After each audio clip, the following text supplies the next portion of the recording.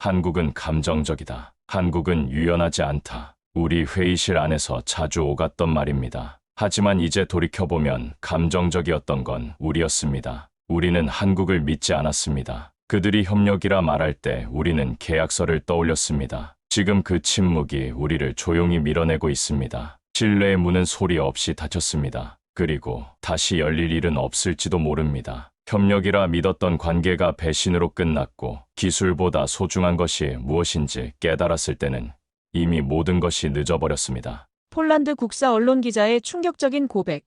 지금 시작합니다. 여러분의 구독과 좋아요는 영상 제작에 큰 힘이 됩니다. 저는 마렉 코발스키입니다. 바르샤바에서 군사 전문 언론사에 몸담고 있는 기자입니다. 이 일을 시작한 지 12년, 제가 처음으로 이름을 알린 건 2022년 한국과 폴란드 간 FA50 수출 계약이었습니다. 48대, 약 30억 달러. 그건 단순한 계약이 아니었습니다. 냉전 이래 러시아를 가장 경계하던 우리 폴란드에게 이제 동맹은 미국만이 전부가 아니다라는 인식 전환이었습니다. 우크라이나 국경에서 러시아의 위협이 노골적으로 드러나고 우리 국민들은 매일 뉴스로 전장의 참상을 지켜보고 있었습니다. 키이우가 포격당하는 장면, 마리우폴이 포위되는 상황, 그리고 국경 너머로 밀려드는 수십만 명의 피난민들, 밤마다 울려 퍼지는 공습경보, 파괴된 아파트 건물들, 그리고 무엇보다 우리와 같은 슬라브계 민족이 겪고 있는 참상을 목격하며 폴란드 국민들의 안보의식은 급격히 변화했습니다. 그 속에서 나토 동맹국으로서의 책임감, 그리고 우리만의 방산 주권에 대한 열망이 거세졌습니다. FA50 도입은 그런 열망의 한복판에서 이루어진 선택이었습니다. 그때 저는 한국을 자주 방문했습니다. 항공산업, 국방과학연구소, 방사청, KAI, 수십 차례 현장을 밟았습니다. 인천국제공항에 내려 사천까지 가는 길, 경남의 푸른 산자락 사이로 펼쳐진 거대한 항공산업 단지를 처음 본 순간의 충격을 아직도 기억합니다. 사천 본사의 거대한 조립 라인을 걸으며 정밀하게 제작되는 FA50의 모습을 직접 눈으로 확인했을 때의 그 감동을 잊을 수 없습니다. 그리고 솔직히 감탄했습니다. 그들의 기술력은 분명 강했습니다. T-50 고등훈련기에서 출발해 경공격기로 발전시킨 그 과정, 자체 개발한 각종 시스템들의 완성도는 예상을 뛰어넘었습니다. 그러나 기술보다 더 인상 깊었던 건 태도였습니다. 그들은 언제나 협력을 말했습니다. 이건 함께 가야 할 일입니다. 기술은 혼자서 완성되지 않습니다. 한국 방산 관계자들이 이런 말을 할 때 저는 다소 순진하다고 생각했습니다. 서울 강남의 한 호텔 회의실에서 KAI 임원진과 첫 미팅을 가졌을 때의 일입니다. 그들은 프레젠테이션 자료를 펼치며 우리는 단순히 비행기를 파는 것이 아닙니다. 우리는 파트너십을 만들어가는 것입니다. 라고 말했습니다. 그 순간 저는 속으로 생각했습니다. 영업 멘트구나. 우린 다르게 자랐으니까요. 우리는 항상 미군 장비를 받아와 사용자가 되어왔습니다. F-16을 도입하고 레오파드 전차를 구매하고 패트리어트 시스템을 배치하는 것이 우리의 방식이었습니다. 기술은 철저한 자산이었고 협력은 우위 확보 수단이었지 누군가를 믿는 과정은 아니었습니다. 서구의 군사산업 생태계에서 기술 공유란 철저한 계산과 이익 배분의 결과물이었습니다. 독일이 폴란드의 레오파드 기술을 일부 이전할 때도 미국이 F-16 생산 라인 참여를 허용할 때도 그 뒤에는 명확한 조건과 제약이 따랐습니다. 계약서는 두껍고 조항은 복잡했으며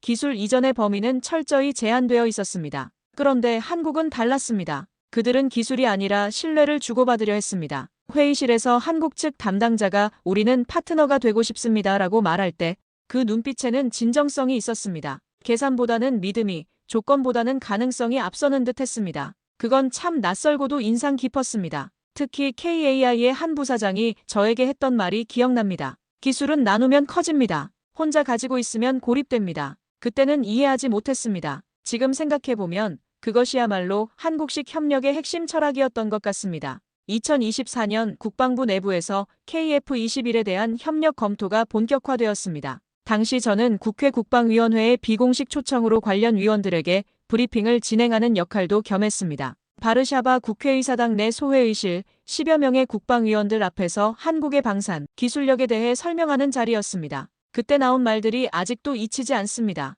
FA50은 그냥 도입이었다면 KF-21은 관여해야 한다. 지금 한국에 붙지 않으면 향후 아시아는 못 잡는다. 독일이나 미국은 우리를 파트너로 보지 않는다. 한 중견 의원은 이렇게까지 말했습니다. 이번이 기회다. 우리가 기술 수입국에서 벗어날 수 있는 마지막 기회일지도 모른다. 다들 한국을 칭찬했고 저도 마찬가지였습니다. 이건 새로운 시대의 기회라고. 우리가 기술 확보 주체로 변할 수 있는 계기라고. 미국과 독일의 기술 종속에서 벗어나 독자적인 방산 역량을 키울 수 있는 전환점이라고 믿었습니다. 하지만 저는 그때 몰랐습니다. 그 찬사가 어쩌면 신뢰를 깔보는 말투였다는 것을. 협력을 말하지만 그 누구도 책임을 말하지 않았습니다. 기술을 받겠다는 말은 있었지만 그 기술을 함께 지키겠다는 말은 없었습니다. 우리는 한국의 성의를 당연한 것으로 여겼고 그들의 개방성을 우리의 전략적 우위로 해석했습니다. 그리고 그 균열은 의외로 조용하게 아주 작은 곳에서부터 시작되고 있었습니다. KF-21. 처음 그 이름이 회의석상에 올라왔을 때 저는 적잖이 놀랐습니다. FA-50보다 한참 높은 등급의 전투기였고 4.5세대에서 5세대로 넘어가는 한국의 상징적 프로젝트였습니다. 그런 기술을 폴란드가 함께한다는 것. 그건 기자로서도 국민으로서도 놀라운 뉴스거리였습니다. 바르샤바 국방부 청사 12층 회의실에서 처음 KF-21 브리핑을 받았을 때 한국 측에서 가져온 프레젠테이션 자료의 두께만 해도 만만치 않았습니다. 그 안에는 단순한 항공기 사양이 아니라 한국 항공산업 50년 역사의 집약체가 담겨 있었습니다. 처음엔 관망하는 입장이었습니다. 하지만 프로젝트 검토가 진전되면서 저는 폴란드 정부 측 협상 테이블에 자문 인력으로 배속됐고 KAI와의 실무회의에도 종종 참석하게 되었습니다. 그 과정에서 저는 한국인들의 일하는 방식을 직접 목격할 수 있었습니다. 그들은 오전 7시면 이미 사무실에 나와 있었고 저녁 9시가 넘어서야 불이 꺼지는 사무실을 보는 것이 일상이었습니다. 무엇보다 인상적이었던 건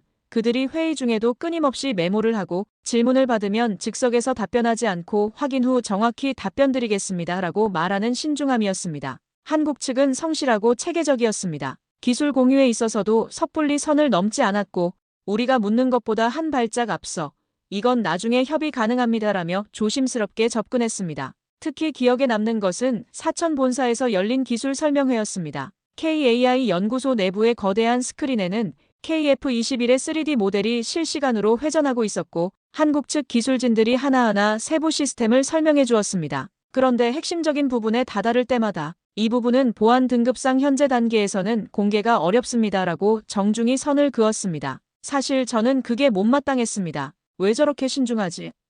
우린 파트너인데 저 정도는 미리 열어줘야 하지 않나? 심지어 어떤 동료는 회의 끝나고 제게 귓속말로 말했습니다. 쟤넨 협력하는 척하면서 결국 자기들 기술만 지키려는 거야. 그 동료는 폴란드 방산청에서 20년간 일한 베테랑이었습니다. 독일 레오파드 도입 과정도 겪었고 미국 F-16 협상도 담당했던 사람이었습니다. 그런 그가 보기에 한국의 태도는 지나치게 보수적이고 폐쇄적으로 보였던 것 같습니다. 그 말을 듣고도 저는 크게 반응하지 않았습니다. 왜냐면 저 역시 비슷한 생각을 하고 있었으니까요. 그땐 그랬습니다. 협력이라는 건 서로 가진 걸 나누는 것이고 우린 가진 게 별로 없으니 그들이 가진 걸 더 받아내는 게 전략이라고 생각했습니다. 솔직히 말하면 우리는 한국을 기술 공급처로 보고 있었습니다. 물론 공식적으로는 파트너십이라고 불렀지만 내심으로는 우리가 돈을 내니 기술을 달라는 관계로 이해하고 있었던 것입니다. 하지만 그 생각은 KAI 본사에 직접 가서 실무진과 대면하며 서서히 흔들리기 시작했습니다. 그들은 우리보다 일찍 출근하고 늦게 퇴근했습니다. 수많은 보안 절차를 거쳐 설계실에 들어갔고 회의 도중에도 단 한 줄 기밀 외부 반출 금지라는 팻말이 책상 위에 올려져 있었습니다. 그 팻말을 볼 때마다 저는 묘한 기분이 들었습니다. 그들은 우리를 의심해서 저런 조치를 취하는 게 아니라 그냥 원칙적으로 시스템적으로 그렇게 하고 있었던 것입니다. 특히 그중 한 인상 깊은 인물, 40대 중반쯤 되어 보이는 한국인 책임연구원은 우리 팀의 모든 요청에 정중히 대응했습니다. 키가 크고 안경을 쓴 그는 언제나 단정한 정장 차림이었고 말할 때마다 한 박자씩 생각하고 대답하는 습관이 있었습니다. 때론 말없이 고개를 저었고 때론 그건 아직 시기상조입니다라고 단호히 말했습니다. 하지만 단 한 번도 언성을 높인 적은 없었습니다. 심지어 우리 측에서 다소 무리한 요구를 했을 때도 그는 차분히 그 부분은 다시 한번 검토해보겠습니다라고 말할 뿐이었습니다. 저는 그게 더 무섭게 느껴졌습니다. 화를 내거나 거절하는 것이 아니라 그냥 조용히 원칙적으로 선을 지키는 모습이었으니까요. 우리 쪽 실무자는 점점 초조해졌고 회의실을 나서면 늘 이런 말을 했습니다. 이러다 기술 하나도 못 건져오는 거 아냐? 우리가 돈만 내고 말짱 꽝 되는 거지 뭐. 그 실무자는 폴란드 국방부에서 15년간 무기 도입 업무를 담당해온 전문가였습니다. 그런 그조차 한국의 방식은 이해하기 어려워했습니다. 사실 그 말에는 일부 진실도 있었습니다. KF-21 협력안은 공식적으로는 기술 공동 개발이 아니라 우리가 한국의 기술 인프라에 일부 참여하는 수준이었습니다. 개발비의 20%를 분담하고 향후 생산 물량의 일정 부분을 확보한다는 것이 주요 내용이었습니다. 그러나 폴란드 내부의 기대는 달랐습니다. 그들의 기술이 필요하다. 이번엔 도입이 아니라 획득이 돼야 한다. 국방위원회에서 나온 이런 발언들은 사실상 기술 이전에 대한 기대감을 노골적으로 드러낸 것이었습니다. 그게 문제였습니다. 우리는 협력이라는 단어를 사실상 기술 확보의 우회로로 여겼던 겁니다. 한국이 말하는 파트너십과 우리가 원하는 파트너십 사이에는 근본적인 차이가 있었던 것입니다. 한국은 함께 성장하는 관계를 원했고 우리는 기술을 습득하는 관계를 원했습니다. 그런데도 한국은 정면으로 거절하지 않았습니다. 그들은 언제나 원칙만을 말했습니다. 문서를 보여줄 땐 공유 범위를 명시했고 자료를 넘겨줄 땐 열람 조건을 붙였습니다. 보안은 철저했고 절차는 단단했습니다. 그 과정에서 저는 한국인들의 또 다른 면을 발견했습니다. 그들은 거절할 때도 예의를 잃지 않았고 원칙을 지킬 때도 상대방의 체면을 세워주었습니다. 처음엔 그게 답답했지만 어느 순간부터 이상했습니다. 왜 저렇게까지 철저할까?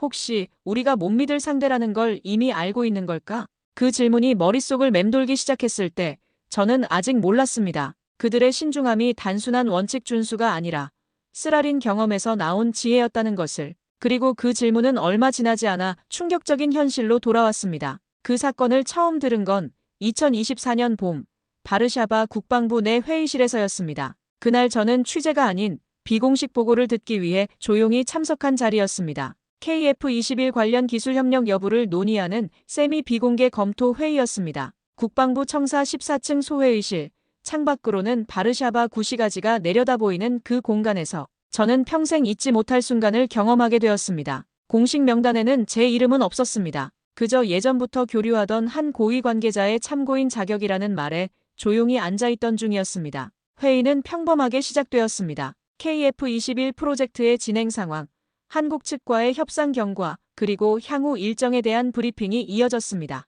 참석자들은 대부분 국방부 고위 관료들과 방산청 인사들이었고 분위기도 여느 때와 다르지 않았습니다. 커피 향이 은은하게 퍼지는 회의실에서 파워포인트 슬라이드가 차례로 넘어가고 간혹 질문과 답변이 오가는 일상적인 풍경이었습니다. 그런데 회의가 중반을 넘어선 시점에서 분위기가 급변했습니다. 그때 한 폴란드 방산 담당 장교가 무표정한 얼굴로 한 장의 프린트를 돌렸습니다. A4 용지 한 장, 흑백으로 인쇄된. 그 종이에는 KAI 내부에서 촬영된 CCTV 정지 화면이 실려 있었습니다. 화면 속에는 5명의 인도네시아 기술자들이 컴퓨터 앞에 앉아 USB를 꽂고 고개를 숙인 채 뭔가를 복사하고 있는 장면이 담겨 있었습니다. 화질이 선명하지는 않았지만 USB 포트에 무언가를 연결하고 있는 모습은 분명히 확인할 수 있었습니다. 방 안의 공기가 멎는 듯 했습니다. 그건 공식 발표 자료도 아니었고 외교 채널을 통해 전달받은 보고서도 아니었습니다. 단지 미리 알아두어야 할 상황이라는 말과 함께 조심스럽게 전달된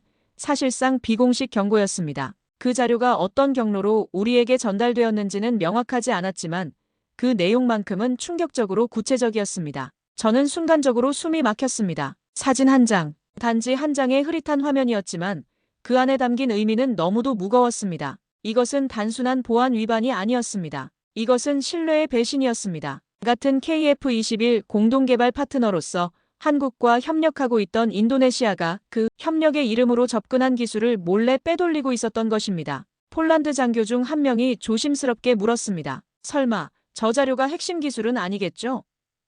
그의 목소리에는 간절한 희망이 섞여 있었습니다. 혹시 이것이 단순한 오해나 사소한 문제이기를 바라는 마음이 역력했습니다. 그러나 그러자 옆에 앉아있던 방산청 연락관이 낮은 목소리로 답했습니다. 정확한 분류는 검찰 수사 결과를 지켜봐야겠지만 6,600건 중 일부는 이미 인도네시아어로 번역된 파일도 있었습니다. 6,600건. 그 숫자가 회의실을 무겁게 짓눌렀습니다. 이것은 실수나 우연이 아니라 체계적이고 계획적인 행위였습니다. 더욱 충격적인 것은 일부 파일이 이미 인도네시아어로 번역되어 있었다는 사실이었습니다. 이는 단순히 현장에서 즉흥적으로 일어난 일이 아니라 사전에 치밀하게 계획된 기술 유출 작업이었음을 의미했습니다. 순간 회의실의 벽시계 소리마저 귀에 박혔습니다. 그 누구도 말을 잇지 못했습니다. 한동안 정적만이 회의실을 지배했습니다. 참석자들은 각자 그 자료를 다시 한번 들여다보며 이 사건의 파급력을 가늠해보고 있었습니다. 그건 단순한 기술 도난이 아니었습니다.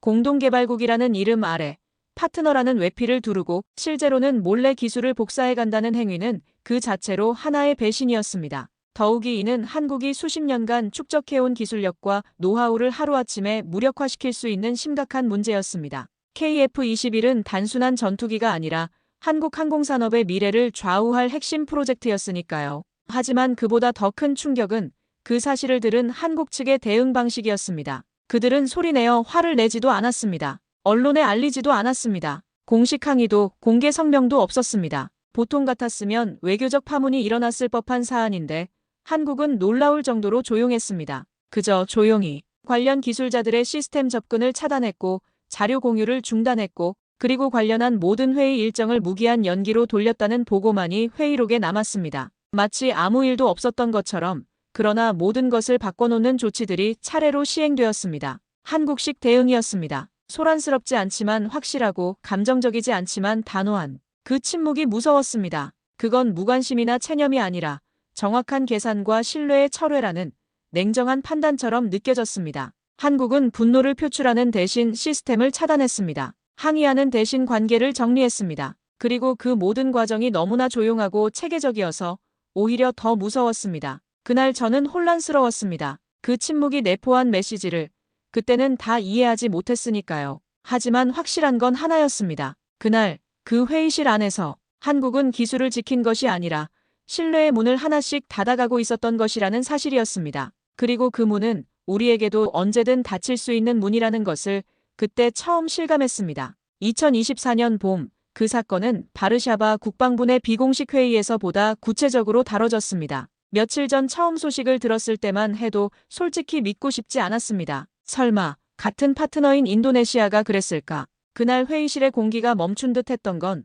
단지 사건의 무게 때문만은 아니었습니다. 보고 내용이 너무도 선명했고 너무도 구체적이었습니다. 더 이상 의심의 여지가 없을 정도로 명확한 증거들이 하나씩 제시되고 있었습니다. 보고된 내용은 이랬습니다. 2024년 1월 KAI 사천 본사 KF-21 설계 데이터와 시뮬레이션 자료 수천 건이 PTDI 소속 인도네시아 기술자 2명의 USB에 무단 복사되었습니다. 자료는 무려 6,600건. 게다가 일부 파일은 인도네시아어로 번역된 상태였고 휴대폰으로 도면을 촬영한 정황까지 확인되었다고 했습니다. 단순한 실수나 우발적 행위가 아니라 체계적이고 계획적인 기술 절취 행위였던 것입니다. 저는 그 보고를 들으며 마음이 복잡해졌습니다. 한편으로는 분노가 솟구쳤습니다. 어떻게 파트너 국가가 이런 배신을 저지를 수 있단 말인가. 하지만 동시에 다른 감정도 들었습니다. 과연 우리는 폴란드는 그들을 비난할 자격이 있을까 하는 의문이었습니다. 그 의문의 근거는 명확하지 않았지만 뭔가 불편한 기분이 계속 남아 있었습니다. 그들은 현장에서 즉시 제지당했지만 이후 한국 경찰과 감사당국의 조사를 받기까지 며칠간 입단속이 이루어졌다는 말도 돌았습니다. 인도네시아 정부에서 급히 파견된 외교관들이 사태 수습에 나섰고 관련 기술자들의 즉시 본국 송환이 검토되었다는 후문도 있었습니다. 하지만 무엇보다 저를 놀라게 한 건 한국 측의 대응 방식이었습니다. 보통 같았으면 언론에 공개하고 성명을 내고 외교적 압박을 가했을 겁니다. 미국이나 유럽 국가들이라면 즉시 기자회견을 열고 강력한 항해 메시지를 발표했을 것입니다. 협력 중단은 물론이고 손해배상까지 요구했을 법한 사안이었습니다. 하지만 한국은 달랐습니다. 그들은 아무 말도 하지 않았습니다. 보도자료도 없었고 보복성 조치도 없었으며 어떤 공세도 없었습니다. 대신 KAI의 시스템에서 인도네시아 기술자들의 접근 권한이 조용히 완전히 차단되었다는 보고만 전해졌습니다. 마치 아무 일도 없었던 것처럼. 그러나 모든 것을 바꿔놓는 조치가 은밀하게 시행되었습니다. 공유 중이던 기술 자료는 회수되었고 예정된 회의들은 무기한 연기되었으며 협력 채널은 하나둘씩 차단되어 갔습니다. 그것은 추방이 아니라 단절이었습니다. 감정적인 반응이 아니라 시스템적인 대응이었습니다. 한국은 분노를 드러내지 않았지만 그보다 더 결정적인 조치를 취했습니다. 신뢰의 기반 자체를 제거해버린 것입니다. 우린 기술을 내어준 적 없다. 다만 함께 가는 길을 보여줬을 뿐이다. 그 회의에서 한 참석자가 한국 측 인사가 했다는 말을 인용해 전했을 때 저는 문득 등골이 서늘해졌습니다. 그 말 속에는 한국의 철학이 고스란히 담겨 있었습니다. 그들에게 기술 공유는 단순한 정보 전달이 아니라 신뢰의 표현이었습니다. 그리고 그 신뢰가 배신당했을 때 그들은 모든 것을 회수했습니다. 감정적으로 대응하지 않았지만 그보다 더 냉정하고 효과적인 방식으로 관계를 정리했습니다. 그건 단순한 데이터 도난 사건이 아니었습니다. 그건 한국이 믿었던 협력의 방식이 깨진 순간이었습니다. 그들이 추구하던 파트너십, 즉 상호 신뢰를 바탕으로 한 기술 협력이 근본적으로 위협받은 사건이었습니다. 인도네시아의 행위는 단순히 한국의 기술을 훔친 것이 아니라 한국이 지향하는 협력 모델 자체를 부정한 것이었습니다. 그리고 더 놀라운 건 그 이후 한국은 단 한마디도 이 문제를 입에 올리지 않았다는 점입니다. 그들이 보인 건 입장이 아니라 행동이었습니다. 말로 항의하는 대신 시스템을 조정했고 성명을 발표하는 대신 절차를 변경했습니다. 그리고 그 모든 과정이 조용하고 체계적으로 이루어졌습니다. 회의 말미에 한 장군 출신의 고문이 말했습니다. 한국은 소리 지르지 않는다. 대신 시스템을 닫는다. 그들이 조용할 때 그게 제일 무서울 때다. 그 말이 회의실을 스치고 지나갈 때 저는 스스로에게 물었습니다. 우리는 그 침묵의 의미를 과연 제대로 이해하고 있는가? 한국의 침묵은 체념이 아니라 결론이었습니다. 그들은 더 이상 같은 방식으로는 협력할 수 없다고 판단했고 그에 따라 시스템을 재정비하기 시작했습니다.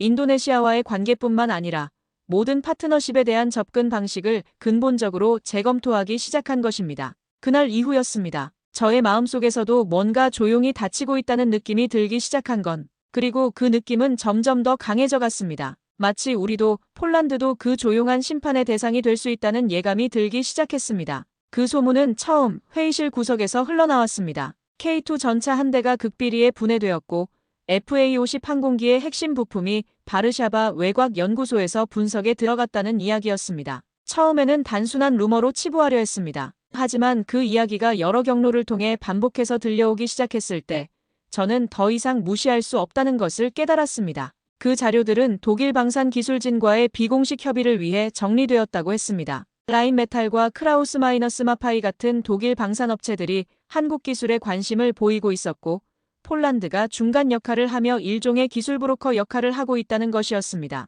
파일명이 한국어에서 독일어로 번역된 문서라는 말을 들었을 땐 저는 숨을 잠시 멈췄습니다. 이것은 우연이나 실수가 아니라 의도적이고 체계적인 작업이었습니다. 바르샤바 외곽에 위치한 군사기술연구소, 그곳에서 정말로 한국산 무기 시스템이 분해되고 분석되고 있다는 것이었습니다. K2 전차의 파워팩과 사격 통제 시스템, FA-50의 항전 장비와 엔진 시스템까지 한국이 신뢰를 바탕으로 우리에게 제공한 그 기술들이 독일의 경쟁 업체들에게 넘어가고 있었던 것입니다. 확보할 수 있을 때 확보해야 한다. 어떤 회의 참석자가 그렇게 말했습니다. 그리고 이어진 대화. 인도네시아만 욕할 일 아니죠. 우리라고 뭐 손 놓고 있으면 바보 되는 겁니다. 그 말을 들은 순간 저는 머리를 강하게 얻어맞은 기분이었습니다. 우리가 그렇게까지 비웃었던 그들과 결국 같았단 말인가요? 그 참석자는 폴란드 방산청에서 20년 넘게 일해온 베테랑이었습니다. 소련 시절부터 군사기술 분야에 몸담아온 그는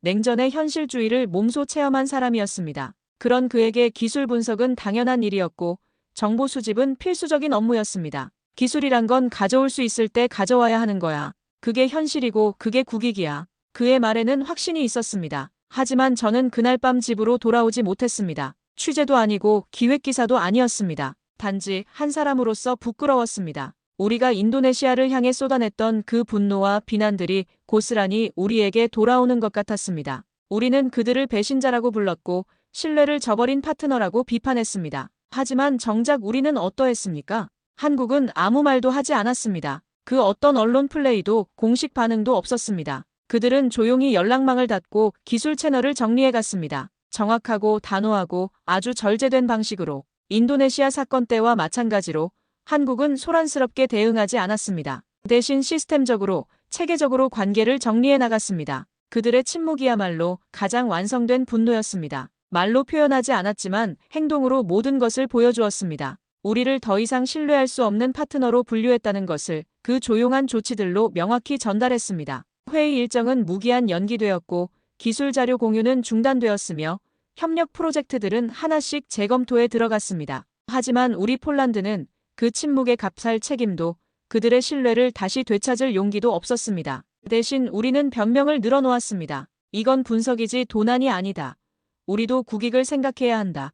어차피 독일이 먼저 가져갈 기술이었다. 그 모든 변명들이 얼마나 공허한지 우리 스스로도 알고 있었습니다. 인도네시아의 유출을 두고 모두 분노했지만 정작 우리는 같은 짓을 저지르고 있었습니다. 다만 그 포장이 더 세련되었을 뿐. 그들이 USB로 몰래 복사했다면 우리는 연구소에서 공식적으로 분해했습니다. 그들이 개인적으로 행동했다면 우리는 기관 차원에서 조직적으로 움직였습니다. 방법은 달랐지만 본질은 같았습니다. 기자로서 저는 처음으로 우리나라가 부끄러웠습니다. 한국을 향해 뻗은 손이 협력이 아닌 탈취였다면 그건 협상이 아니라 도둑의 협정에 불과했으니까요. 우리는 파트너십이라는 이름으로 접근했지만 실제로는 기술 확보가 목적이었습니다. 한국의 성의를 이용해 우리의 이익을 극대화하려 했던 것입니다. 그날 KAI의 한 엔지니어가 제게 했던 말이 떠올랐습니다. 기술은 언제든 배울 수 있어요. 그런데 신뢰는요, 한번 부서지면 다시는 못 만들어냅니다. 그때는 단순한 격언 정도로 여겼던 그 말이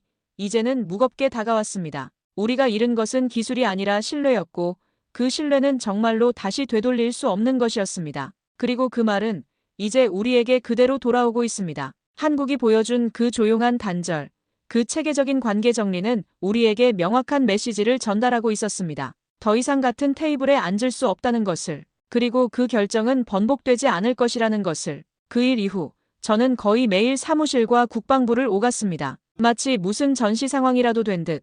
기사 데스크는 연일 기술 유출 논란 특집을 편성했고 저는 자연스럽게 그 중심에 놓였습니다. 편집국장부터 시작해서 정치부, 경제부까지 모든 부서가 이 사안에 관심을 보였습니다. 한국과의 방산 협력이 폴란드 언론계의 주요 화두로 떠오르고 있었기 때문입니다. 처음엔 의혹이었습니다. 이건 진실을 밝혀야 할 사안이다. 우리는 우리의 관점을 가져야 한다. 그렇게 믿었습니다. 기자로서의 사명감도 있었고 국민들이 알아야 할 권리도 있다고 생각했습니다. 인도네시아 사건과 우리의 상황을 객관적으로 비교 분석해서 독자들에게 균형 잡힌 시각을 제공해야 한다고 여겼습니다. 그런데 사내 편집회의에서 처음으로 균열이 생겼습니다. 바르샤바 시내 한복판에 위치한 우리 신문사 5층 회의실, 10여 명의 기자와 편집진이 둘러앉은 그 공간에서 저는 예상치 못한 반응들을 마주하게 되었습니다. 한국이 과도하게 반응한 거 아니야? 솔직히 기술 일부 가지고 그런 반응이면 협력이 되겠어? 국익을 위해선 어느 정도의 리버스 엔지니어링은 필요하지 않나? 한 선배는 회의 도중 그렇게 말하며 인도네시아 사건과의 비교까지 덧붙였습니다. 우리가 인도네시아처럼 몰래 훔친 것도 아니잖아. 분석은 기본이지. 그 선배는 제가 존경하던 사람이었습니다. 20년 넘게 국방 분야를 취재해온 베테랑 기자로 냉전 시대부터 현재까지 폴란드 군사 정책의 모든 변화를 지켜본 사람이었습니다. 그런 그가 보기에 한국의 반응은 과도하고 비현실적이었던 것 같습니다. 기술이란 건 원래 분석하고 연구하는 거야. 그게 뭐가 잘못된 거지? 순간 회의실 공기가 묘하게 정적에 휩싸였습니다. 다른 참석자들도 비슷한 생각을 하고 있다는 것을 직감할 수 있었습니다. 한국의 대응이 지나치게 민감하다는 시각, 우리의 행동이 정당하다는 인식이 회의실을 지배하고 있었습니다. 그리고 그 정적을 깨며 편집국장 한 분이 말했습니다. 지금 그게 정당화될 수 있는 일이야? 한국은 처음부터 우리에게 기술을 보여줬고 신뢰를 전제로 우리와 거래했어. 그걸 분석이라는 이름으로 넘기려 한 게 사실이라면 우리가 인도네시아보다 나을 게 뭐가 있지? 편집국장의 말에는 무거운 진실이 담겨 있었습니다. 방법의 차이는 있었지만 본질적으로는 같은 배신 행위였다는 것입니다. 인도네시아가 몰래 USB에 복사했다면 우리는 공식적으로 분해해서 독일에 넘겼습니다. 어느 쪽이 더 나쁘다고 할 수 있을까요? 그 말에 아무도 반박하지 못했습니다. 회의실은 다시 한번 정적에 빠져들었고 저는 그 순간 깨달았습니다. 이 문제에 대해 우리 사회가 얼마나 분열되어 있는지를, 그리고 그 분열의 근본 원인이 무엇인지를. 제가 기사를 쓸 수 없었던 건 정보가 부족해서가 아니라 그 모든 정보가 저를 가만히 두지 않았기 때문입니다. 팩트는 명확했습니다. 하지만 그 팩트들이 그려내는 진실은 너무나 불편했고 너무나 부끄러웠습니다. 기자로서 객관성을 유지해야 한다는 것을 알고 있었지만 인간으로서는 도저히 중립적일 수 없었습니다. 며칠 뒤 저는 독일 출장을 다녀온 후배 기자에게 조용히 물었습니다. 혹시 FA50, K2 관련 기술 얘기 현지에서 들은 거 있어?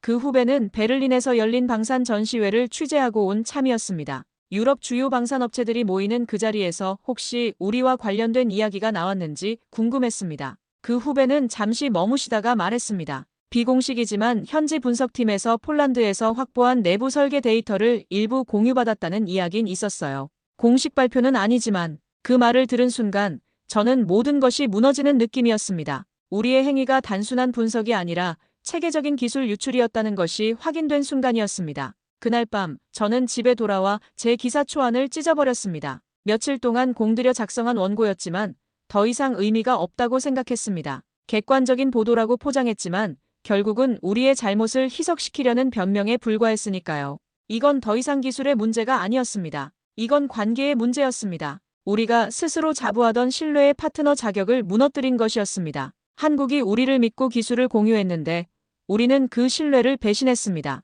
그리고 그 배신을 정당화하려고 온갖 이유를 갖다 붙였습니다. 한국은 여전히 아무 말도 하지 않았습니다. 추가 계약도 후속 협력도 설명도 없었습니다. 대신 조용히 시스템을 닫았습니다. 그리고 그 조용한 단절이야말로 가장 분명한 경고였습니다. 더 이상 같은 방식으로는 함께할 수 없다는 메시지였습니다. 그리고 그때 제가 가장 괴로웠던 건 그 침묵이 충분히 이해된다는 사실이었습니다. 만약 제가 한국의 입장이었다면 저 역시 같은 선택을 했을 것입니다. 신뢰를 배신한 파트너와는 더 이상 협력할 수 없다고 판단했을 것입니다. 며칠 뒤 저와 가까운 한 동료 기자가 충격적인 정보를 전해주었습니다. 독일 쪽에서 K2 모듈 도면이 내부 검토에 올라왔다는 것이었습니다. 폴란드군 기술연구소 내에서 누군가가 넘겼는지는 확실하지 않지만 분명한 움직임이 있었다는 것이었습니다. 그 동료는 유럽 방산업계의 정통한 베테랑 기자였습니다. 독일의 라인메탈이나 크라우스 마파이 같은 업체들과 오랜 인맥을 유지하고 있었고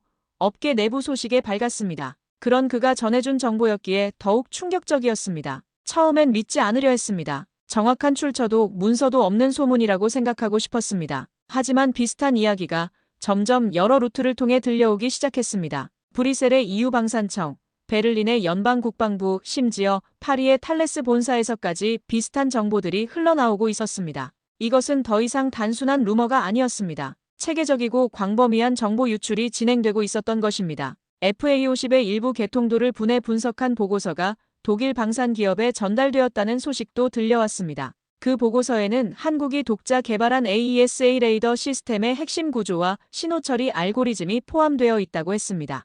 K239 천무 관련 체계 자료가 나토 내 회의에서 언급되었다는 소문도 있었습니다. 그리고 결정적으로 독일 쪽 군사 전문지에서 한국산 기술의 상업적 확장성을 분석한 비공식 논문이 유출되었다는 경고까지 나왔습니다. 그 논문의 제목은 충격적이었습니다. 동아시아 방산 기술의 유럽 시장 적용 가능성 폴란드 경험을 중심으로라고 했습니다. 마치 우리가 한국 기술의 실험 대상이었다는 듯한 표현이었습니다. 그리고 그 논문에는 폴란드에서 확보한 기술 데이터를 바탕으로 한 분석 결과들이 상세히 기록되어 있다고 했습니다. 한국의 기술력을 평가하고 유럽 시장에서의 경쟁력을 분석한 내용들이었습니다. 그 순간 저는 모든 것을 깨달았습니다. 우리는 인도네시아와 다르지 않았다는 것을. 아니, 어떤 면에서는 더 나빴을지도 모릅니다. 그들이 기술을 몰래 복사했다면 우리는 협력의 이름으로 기술을 분해하고 팔아넘긴 것이었습니다. 더 치밀하게, 더 조용하게, 더 서구식으로 말입니다. 인도네시아의 행위가 개인적이고 즉흥적이었다면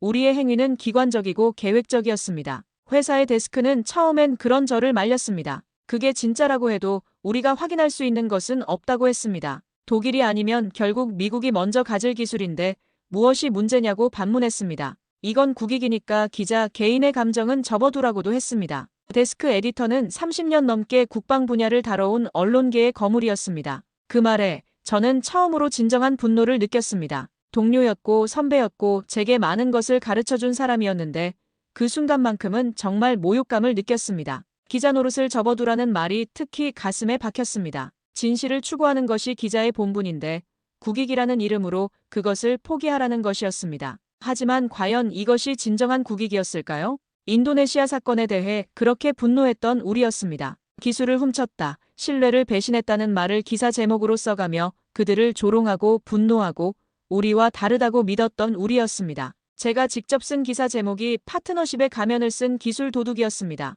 얼마나 신랄하게 그들을 비판했던지 지금 생각해보면 부끄러울 정도입니다. 그런 기사들이 폴란드 언론을 통해 연일 쏟아져 나왔고 국민들의 분노도 높았습니다. 그런데 지금 제 앞에 펼쳐진 이 장면은 완전한 거울이었습니다. 우리는 신뢰를 팔아넘겼습니다. 한국이 보여준 성의와 개방성을 우리는 하나의 상품으로 취급했습니다. 그들의 기술을 분석해서 독일에 넘기고 그 대가로 우리가 원하는 다른 기술이나 혜택을 얻으려 했던 것입니다. 한국의 진정성을 우리의 전략적 자산으로 전환시킨 것이었습니다. 한국은 우리에게 그 어떤 조건보다 많은 것을 열어주었습니다. KAI의 문서 보안은 원칙을 지키면서도 가능한 범위 내에서 최선을 다해 우리를 믿어주었습니다. 그들은 단순히 무기를 판매하는 것이 아니라 진정한 파트너십을 구축하려 했습니다. 기술 이전이 아니라 신뢰 이전이었습니다. 그런데 우리는 그것을 하나의 자산 취득으로만 이해했고 결국 독일과 미국 사이에서 협상용 카드로 넘겨버렸습니다.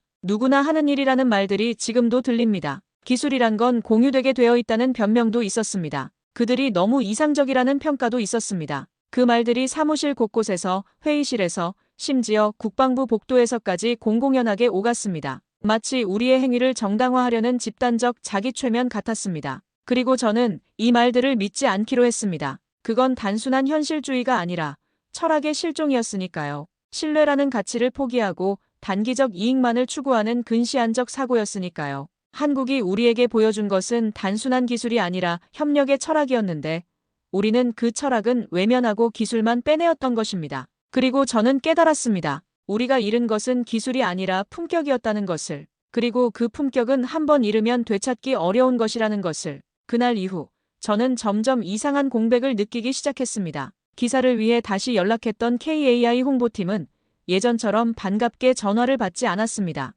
방사청 출입 등록도 이상하게 지연되었고 함께 일하던 한국 측 기술자와의 인터뷰 일정은 이유 없이 계속 미뤄졌습니다. 처음에는 단순한 업무상의 바쁨이라고 생각했습니다. 하지만 시간이 지날수록 이것이 우연이 아니라는 것을 깨달았습니다. 물리적인 문이 닫힌 게 아니었습니다. 그들의 태도도 언어도 표정도 그대로였습니다. 여전히 정중했고 여전히 예의 바르게 대응했습니다. 그런데 무언가가, 아주 결정적인 무언가가 바뀌어 있었습니다. 마치 투명한 유리벽이 생긴 것 같았습니다. 보이기는 하지만 닿을 수 없는 그런 거리감이 느껴졌습니다. 예전에는 한국 측 담당자들과 자유롭게 대화할 수 있었습니다. 기술적인 질문부터 일상적인 이야기까지 열린 분위기에서 소통이 가능했습니다. 하지만 이제는 모든 대화가 공식적이고 제한적이었습니다. 죄송합니다만 그 부분은 내부 검토가 필요합니다. 조금 더 시간을 주시면 확인해드리겠습니다. 라는 말이 반복되었습니다. 그리고 그 확인은 결코 오지 않았습니다. 우리는 그걸 눈치채기 시작했습니다.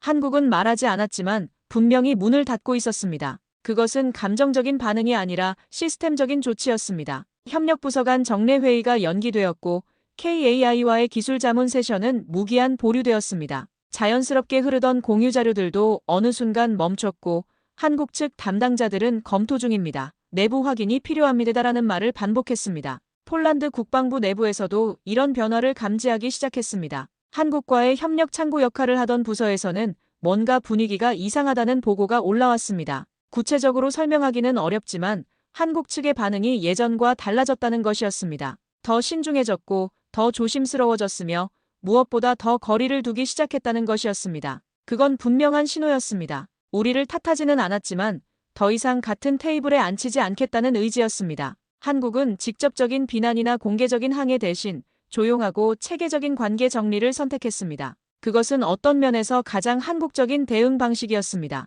소란스럽지 않지만 확실하고 감정적이지 않지만 단호한. 그리고 저는 그 조용한 단절의 가장 무서운 점을 깨달았습니다. 그들이 절대 목소리를 높이지 않았다는 것입니다. 한국은 항의하지 않았습니다. 비판하지 않았고 외교적 경로로 항의 서한을 보내지도 않았습니다. 그 어떤 공개 성명도 언론 대응도 없었습니다. 보통 같았으면 국제적인 파문이 일어났을 법한 사안인데 한국은 놀라울 정도로 조용했습니다. 대신 그들은 단 하나의 방식으로 모든 것을 보여줬습니다. 당신들을 더는 믿지 않겠다. 그건 무시가 아니라 결론이었습니다. 분노의 표출이 아니라 신뢰의 철회였습니다. 그리고 그 철회는 번복되지 않을 것이라는 확신이 있었습니다. 제게 취재를 도와주던 한국의 한 간부는 인터뷰 마지막에 이렇게 말했습니다. 우린 기술을 통해 관계를 만든 게 아닙니다. 신뢰를 통해 기술을 공유한 겁니다. 그 신뢰가 사라졌다면 기술도 더 이상 줄 이유가 없습니다. 그 말이 그렇게 조용하고 차분했는데 지금까지 들은 어떤 군사 전략보다 훨씬 더 무겁게 가슴에 박혔습니다. 그 말 속에는 한국의 협력 철학이 고스란히 담겨 있었습니다. 그들에게 기술 공유는 단순한 비즈니스가 아니라 신뢰의 표현이었습니다. 그리고 그 신뢰가 깨졌을 때 모든 것이 의미를 잃었던 것입니다. 기술은 수단이었고 신뢰가 목적이었는데 목적이 사라진 수단은 더 이상 존재할 이유가 없었던 것입니다. 한국은 아무 말도 하지 않았습니다. 하지만 그들의 침묵은 우리가 절대로 무시할 수 없는 결정이었습니다. 그들은 우리와의 관계를 재정의했습니다. 파트너에서 거래처로, 신뢰관계에서 계약관계로, 협력에서 거래로. 그리고 그 재정의는 우리의 동의를 구하지 않았습니다. 처음엔 믿고 싶지 않았습니다. 아무리 비공식 루머라 해도 폴란드 내부에서 FA50의 주요 부품을 분해해 독일 기술자와 회의했다는 이야기는 정말 믿고 싶지 않았습니다. 하지만 그 이야기가 단순한 소문이 아니라는 것을 점점 확신하게 되었습니다. 너무나 구체적이었고 너무나 일관성 있게 여러 경로에서 들려오고 있었기 때문입니다.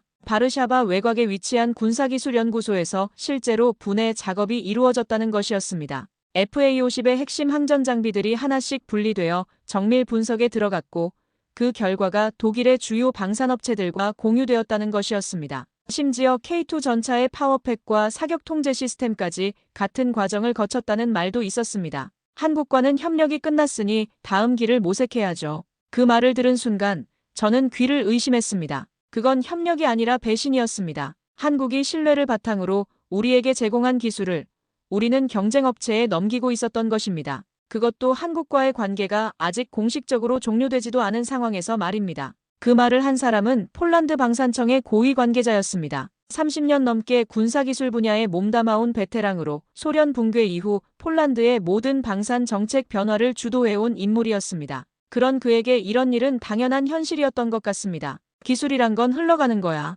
우리만 손해볼 이유는 없지 않나. 한국은 한 번도 우리를 의심하지 않았습니다. 48대의 전투기를 보내며 기술 이전 문서까지 넘겼습니다. 그 문서 안엔 단순한 설계도가 아니라 한국이 십수년간 지켜온 자존심이 담겨 있었습니다. T-50 개발부터 시작해서 FA50까지 발전시켜온 그 모든 노하우와 경험이 고스란히 들어 있었습니다. 한국 항공산업의 DNA라고 할 수 있는 것들이었습니다. 그런데 우리는 그걸 분해했고 그 일부를 다른 나라에 보여줬습니다. 우리도 살아야 하니까요라는 핑계와 함께 그 핑계 뒤에는 더 깊은 계산이 있었습니다. 독일과의 관계 개선, 미국과의 협상력 확보, 그리고 유럽 방산업계에서의 입지 강화, 한국의 기술을 우리의 전략적 자산으로 활용한 것이었습니다. 저는 그날 이후 스스로에게 수없이 말했습니다. 그래도 우린 인도네시아와는 다르지 않나? 하지만 지금은 압니다. 우린 다르지 않았습니다. 문서를 훔치든 부품을 분해하든 본질은 같았습니다. 신뢰를 배신했다는 점에서 우리도 다르지 않았습니다. 방법만 달랐을 뿐 결과는 동일했습니다. 인도네시아가 개인적이고 즉흥적이었다면 우리는 조직적이고 계획적이었습니다. 그들이 몰래 USB에 복사했다면 우리는 공식적으로 분해해서 분석했습니다. 그들이 현장에서 급하게 행동했다면 우리는 체계적으로 장기 계획을 세워 실행했습니다. 어느 쪽이 더 나쁘다고 할 수 있을까요? 그런데도 우리 정부는 이 사실을 철저히 감췄습니다. 국민들은 아무것도 모른 채 양국 간 협력 재조율이라는 기계적인 언어만 들었습니다. 언론에서도 구체적인 사실은 보도되지 않았고 단지 협력 방식의 변화라는 추상적인 표현만이 사용되었습니다. 그건 비겁한 말이었습니다. 이건 조율이 아니라 협력의 종료였고 신뢰의 파산이었습니다. 한국이 우리를 더 이상 파트너로 보지 않는다는 선언이었습니다. 그리고 그 선언은 우리의 행동에 대한 당연한 결과였습니다. 그동안 우리가 자랑하던 동맹의 자부심은 결국 기술을 얻기 위한 포장지였는지도 모릅니다. 나토 회원국이라는 지위, 서구 민주주의 국가라는 정체성, 그 모든 것들이 사실은 우리의 이익을 극대화하기 위한 수단에 불과했던 거였습니다. 그리고 그 포장을 벗겨낸 뒤 남은 건 이기심과 계산, 그리고 책임에서 도망친 두려움뿐이었습니다. 저는 그때 이 나라가 부끄러웠습니다. 우리는 기술을 원했지만 그 기술을 지켜온 철학은 끝내 이해하지 못했던 것입니다. 한국이 추구하던 신뢰 기반의 협력, 상호 존중의 파트너십, 그런 가치들을 우리는 순진한 이상주의로 치부했습니다. 그리고 그 가치들을 배신하면서도 아무런 죄책감을 느끼지 않았습니다. 한국의 조용한 대응이 더욱 부끄럽게 만들었습니다. 그들은 우리를 비난하지 않았고 공개적으로 망신 주지도 않았습니다. 그저 조용히 문을 닫았을 뿐이었습니다. 그 품위 있는 대응이 오히려 우리의 잘못을 더욱 선명하게 부각시켰습니다. 만약 그들이 감정적으로 반응했다면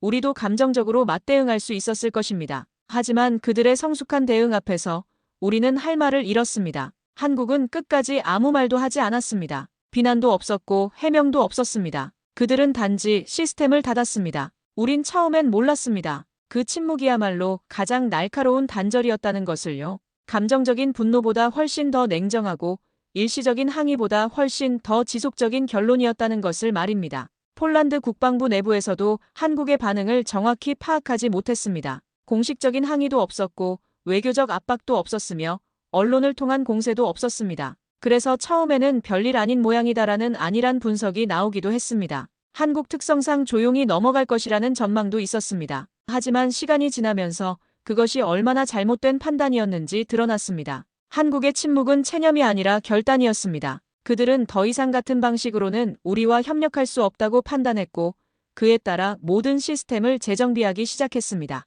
조용하지만 철저하게, 감정적이지 않지만 단호하게. 우리는 말로는 협력을 이야기했고 행동으로는 기술을 뜯어내 독일로 넘겼습니다. 그게 우리만의 생존 방식이라 말했지만 실상은 믿음을 판 것이었습니다. 한국이 보여준 신뢰를 우리의 협상 카드로 전환시킨 것이었습니다. 그들의 개방성을 우리의 전략적 이익으로 활용한 것이었습니다. 이제 와서 어쩔 수 없었다고 말하는 건 인도네시아가 했던 변명과 다르지 않았습니다. 국익을 위해서, 생존을 위해서, 현실적으로 어쩔 수 없어서. 그 모든 변명들이 결국은 같은 뿌리에서 나온 것이었습니다. 신뢰보다는 이익을, 관계보다는 거래를 우선시하는 사고방식이었습니다. 예전엔 분노했습니다. 인도네시아 기술자가 문서를 몰래 복사했다며 한국 국민의 세금을 우롱했다며 말이죠. 제가 쓴 기사들을 다시 읽어보니 부끄러웠습니다. 신뢰를 배신한 파트너, 협력의 가면을 쓴 도둑. 그런 표현들로 그들을 비판했던 것이 이제는 고스란히 우리에게 돌아오고 있었습니다. 하지만 저는 봤습니다.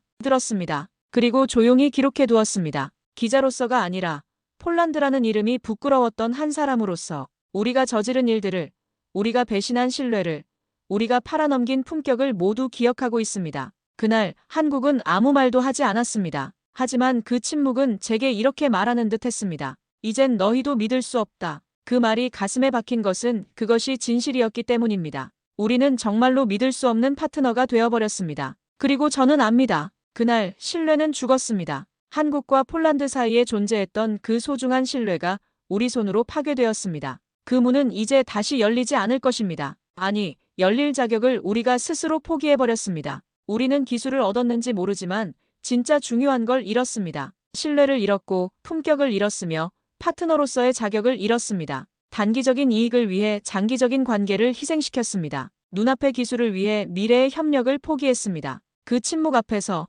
저는 한나라의 국민으로서 미안했습니다. 그리고 기자로서 그 조용한 대응이 얼마나 현명했는지 이제야 깨달았습니다. 한국은 분노하지 않았습니다. 대신 품위를 지켰고 원칙을 지켰습니다. 그래서 더 깊이 우리의 잘못을 되돌아보게 만들었습니다. 감정적으로 대응했다면 우리도 감정적으로 맞대응할 수 있었을 것입니다. 하지만 그들의 성숙한 침묵 앞에서 우리는 할 말을 잃었습니다. 변명의 여지도 정당화의 논리도 찾을 수 없었습니다. 오직 부끄러움만이 남았습니다. 그날 이후 저는 알게 되었습니다. 신뢰는 기술보다 귀하고 신뢰를 잃는 순간 그 어떤 협력도 다시는 시작될 수 없다는 것을, 그리고 그 신뢰는 한번 깨지면 결코 원상 회복될 수 없는 것이라는 것을, 우리가 한국에게 입힌 상처는 시간이 지나도 아물지 않을 것이고 우리가 저지른 배신은 영원히 기억될 것입니다. 한국의 조용한 침묵이 우리에게 남긴 마지막 교훈이었습니다. 진정한 힘은 소리에 있지 않고 진정한 분노는 침묵에 있으며 진정한 단절은 말이 아닌 행동으로 이루어진다는 것을, 그리고 그 모든 것을 우리는 너무 늦게 깨달았습니다. 오늘 사연에 대한 여러분의 생각을 댓글로 남겨주세요. 감동뭉클에서는 여러분의 소중한 마음을 모아 사연 주인공들에게 전해드리고 있습니다. 여러분 주변에 감동적이거나 재미있는 실제 사연들을 제보받고 있으니 언제든 저희 공식 메일로 제보해주세요. 오늘 들려드린 사연에 공감하셨다면 구독과 좋아요 눌러주시고 주변 분들과도 공유해주세요. 여러분의 작은 관심과 응원이 더욱 좋은 콘텐츠를 만드는 데 큰 힘이 됩니다. 오늘도 여러분의 하루의 작은 즐거움이라도 되었기를 바라며 지금까지 감동뭉클이었습니다. 끝까지 시청해주셔서 감사합니다. 다음에 더 감동적인 사연으로 찾아뵙겠습니다.